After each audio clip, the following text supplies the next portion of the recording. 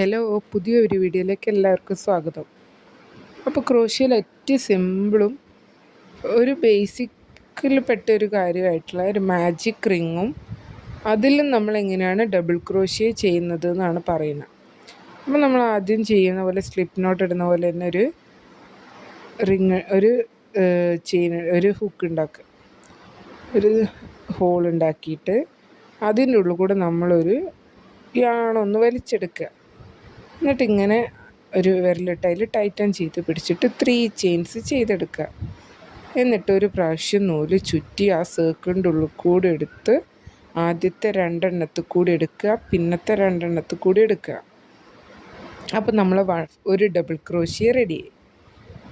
ഇങ്ങനെയാണ് നമ്മൾ മാജിക് റിങ്ങിൽ ഓരോ ഡബിൾ ക്രോഷ്യയും ചെയ്തെടുക്കുക. അടുത്തത് വീണ്ടും ചുറ്റി നമ്മളെ സർക്കിളിൻ്റെ ഉള്ളിൽ കൂടെ ഇട്ടു, നൂലെടുത്തു, എന്നിട്ട് നമ്മൾ ആദ്യത്തെ 2 എണ്ണത്തിൽ കൂടി എടുക്കുക, പിന്നത്തെ 2 എണ്ണത്തിൽ കൂടി എടുക്കുക.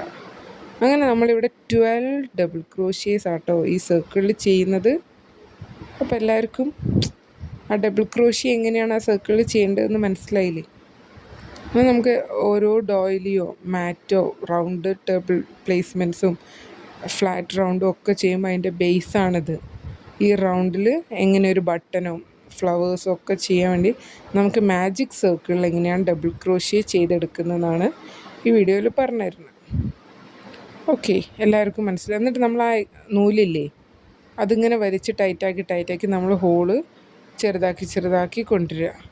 അങ്ങനെ നമ്മൾ 12 ഡബിൾ ക്രോഷ്യേസ് ചെയ്ത് കഴിഞ്ഞാൽ ആ നൂലിനെ നല്ലോണം വലിച്ച് ടൈറ്റൻ ചെയ്ത് ആ സ്പേസ് ഫുള്ള് പോക്കിയിട്ട് ആ 3 ചെയിൻസ് ഇല്ലേ നമ്മൾ ആദ്യം ചെയ്തത് അത് നമ്മളൊരു ഡബിൾ ക്രോഷ്യ ആയിട്ടാണ് കണക്കാക്കുക. പിന്നെ നമ്മൾ 11 ഡബിൾ ക്രോഷ്യയും കൂടിയാണ് ചെയ്യുക.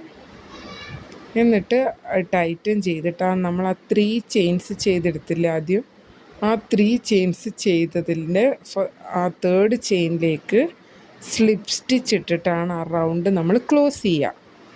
ഓക്കെ, ഈ റൗണ്ട് നമ്മൾ ക്ലോസ് ചെയ്യാൻ പോവുകയാണ്. അപ്പോൾ 3rd ചെയിനിലേക്ക് സ്ലിപ്പ് സ്റ്റിച്ച് ഇട്ടിട്ട് അതിൻ്റെ ഉള്ളിൽ കൂടി എടുത്തിട്ട് 2 ലൂപ്പ് കൂടി ഇങ്ങോട്ട് എടുക്കുക.